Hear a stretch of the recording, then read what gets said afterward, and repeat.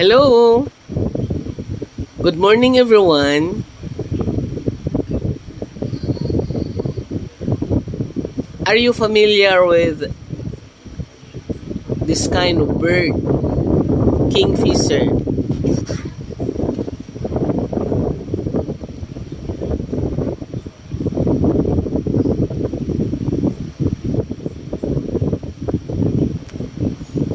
So beautiful bird. All kingfishers have excellent vision and can see into the water, even adjusting for refraction, which can make a fish look closer to the surface than it really is. They are called kingfisher because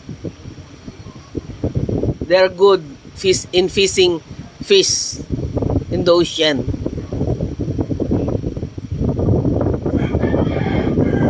Aside from being beautiful, the color of the feathers is so attractive, and they are also so talented.